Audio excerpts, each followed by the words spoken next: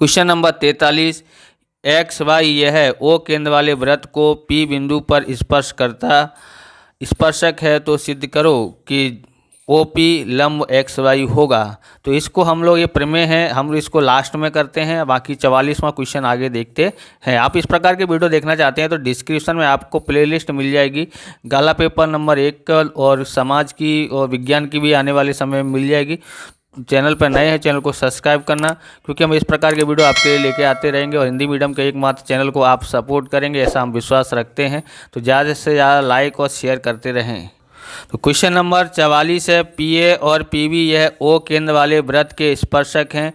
यदि कोण A P B बराबर 50 तो कोण ओ ए बी ज्ञात करो। तो हम ज्ञात करते हैं। यहाँ पर सबसे पहले आपको ध्यान रखना है, ये पी ए और ये पी बी, ये पी बी तो हमने लिखा यहाँ पर ए आता है, तो ये दोनों स्पर्शक हैं। कहाँ पर है? ओ केंद्र वाले वृत्त के ऊपर। ओके, तो कोण ए पी बी, यहाँ पर बीच में कौन है? पी।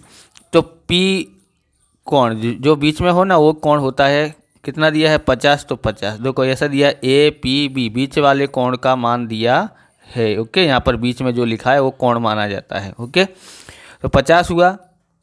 अब हमको यहाँ पर ध्यान रखने का, ये चतुर्भुज है, ये चतुर्भुज के आमने सामने के भुजाओं का योग कितना होता है?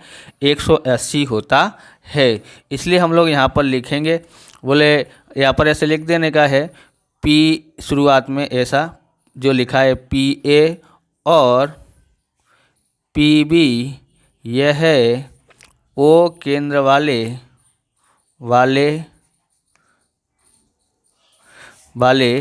वृत्त के स्पर्शक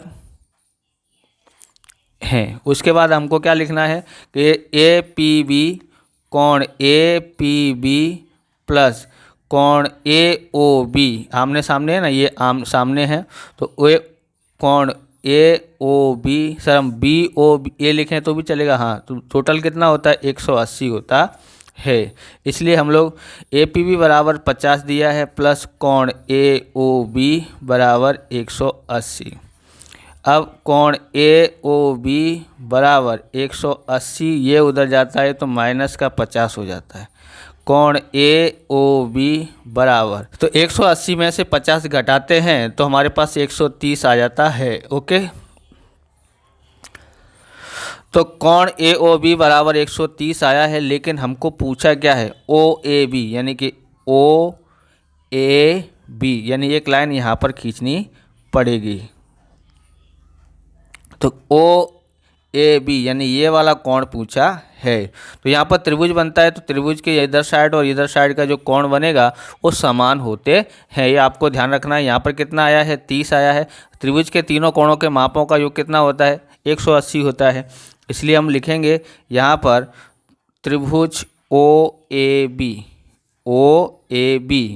में पहले हम कौन सा लिखते हैं? जो लिखना है आपको लिख सकते हो, ए ओ बी, ये वाला लिखना है, तो ये हमने ज्ञात कर लिया है, ए ओ बी प्लस दूसरा ओ ए बी, यानी कि ओ ए बी मतलब कौन सा कोण? ये वाला कोण, और यहाँ पर ये वाला कोण, बराबर, प्लस कोण ओ बी ए बराबर 180। ओके, दोनों ये वाला कोण और ये वाला कोण, यानी ये और ये दोनों कोण समान होते हैं।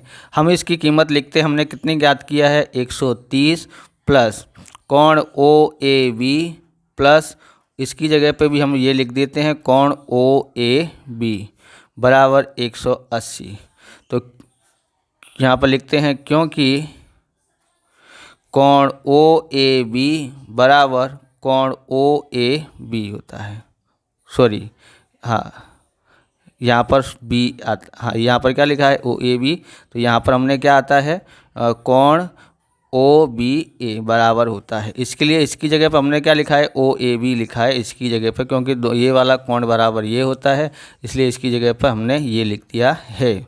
अब आप ध्यान से समझेंगे, 130 प्लस ये दोनों एक जैसे हैं, तो ये एक और ये एक 2 हो जाता है, कोण 2 ए ओ बी बराबर 180। ओके, अब हमको यहाँ पर ध्यान देना है कि दो कोण OAB बराबर 180, ये उधर जाता है तो माइनस का हो जाता है, इसलिए OAB बराबर इसमें से इसको घटाते हैं तो 50 आ जाता है। ओके, यहाँ पर गुणा में है तो ये कहाँ पर आ जाएगा, भाग में, इसलिए कोण OAB बराबर 2 से भाग देते हैं तो 25 आ जाता है।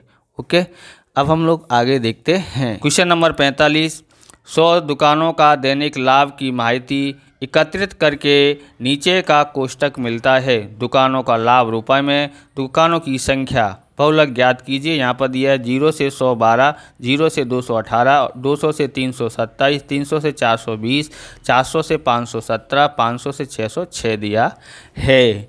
अब हमको क्या करना है, सबसे पहले हमें ये देखना है सबसे बड़ी आवृत्ति कौन है, तो ये है, तो ये हमारा क्या हो गया है, F1 हो गया। ओके, उसके बाद का क्या होता है, F2 होता है, और F1 के आगे वाले को क्या बोलते हैं, F0। ये हमको पता पड़ा, जो आगे वाला है वो हमारा क्या है, L है, तो हम यहाँ पर लिख लेते हैं L बराबर हमारे पास कितना आया है, 200। फिर F1 कितना है, तो 27। ओके, F2 कितना है, तो 20, F1 कितना है, तो 18। ओके, अब हमको H ज्ञात करना है। H ज्ञात करने के लिए तो अंतर कितने का है, तो यहाँ पर देखो 100 का अंतर है, इसलिए H बराबर 100। ओके, उसके बाद हमको यहाँ पर सूत्र लगाना है, Z बराबर L F1 plus F0 2F1 minus F0 minus F2 गुणा H कितना है, 100 बराबर L बराबर कितना है, 200 प्लस F1 कितना है, F1 हमारे पास 27 है, F0 कितना है, F0 कितना है, तो 18 है, कितना है, 18 बट्टे में 2 गुणा F1 कितना है, 27 माइनस F0 18 और F2 कितना है, 20 है। ओके, गुणा 100। अब हम लोग आगे करते हैं, यहाँ पर आता है 200 प्लस 27 में से 18 घटाते हैं तो कितना बचता है, 9 बचता है। उसके बाद हम लोग 27 दूनी 54 हो जाता है, और इन दोनों को जोड़ते हैं तो ये कितना होता है, हमारा 38 हो जाता है, गुणा 100। ओके, उसके बाद 200 प्लस 9 और क्या बोलते हैं, 100 का गुणा कर दो तो 900 हो जाता है। ओके, यहाँ कितना बचता है, एक इससे लेंगे तो 14, 14 में से 8 गया तो 6, यहाँ रह गया 4, 4 में से 3 गया तो 1, 16 रह गया। अब हम लोग क्या करते हैं, 16 से इसको भाग कर देते हैं। ओके, 16 से भाग करके देखता हूँ, उसके बाद मैं बताता हूँ। तो यहाँ पर हम लोग 16 से भाग दे लेते हैं 900 में। ओके, तो यहाँ पर लिखते हैं 16 पंजे 80, 16 चिक्का 96, तो 16 पंजे 80 होता है, बचेगा 10, यहाँ 100 हो जाता है। ओके, अब हम लोग करते हैं 16 पंजे 16, 16 चिक्का 96, 16 चिक्का 96 आ जाता है, 4 बचता है। अब कोई संख्या नहीं बची है तो हम लोग यहाँ पर पॉइंट लगा देते हैं, यहाँ पर 40 हो जाता है, तो 16 दूनी 32, 16 दूनी 32 बचा यहाँ 8। ओके, अब एक जीरो लगाते हैं, 16 पंजे 80, ये पूरा भाग जाता है, तो कितना आया, 56.25 आया है। तो यहाँ पर लिखते हैं 56.25 बराबर 200 और 200 प्लस 56.25 जोड़ते हैं तो 256.25 आंसर Z बराबर आता है, कि Z की कीमत हमारे पास आ गई है। आगे देखते हैं।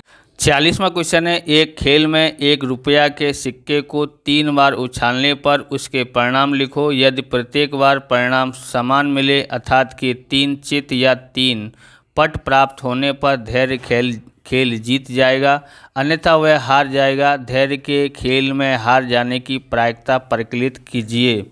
अब यहाँ पर हम लोग यहाँ से सॉल्यूशन करते हैं। सबसे पहले लिखते हैं 1 रुपये के सिक्के को 3 बार उछालने पर कुल संभावित परिणाम कितने होते हैं, तो यहाँ पर लिखते हैं एच एच एच आ सकता है, एच एच टी भी आ सकता है, एच टी एच भी आ सकता है, अथवा तो टी एच एच भी आ सकता है, अथवा तो टी टी एच भी आ सकता है, अथवा तो टी एच टी भी आ सकता है, अथवा तो एच टी टी भी आ सकता है, अथवा तो टी टी टी भी आ सकते हैं। कुल कितने परिणाम हैं यहाँ पर, तो कुल परिणाम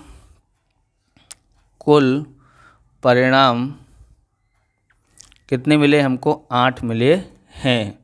अब यहाँ पर हेडिंग डालते हैं घटना ए। घटना ए किसको मानना है, धैर्य खेल में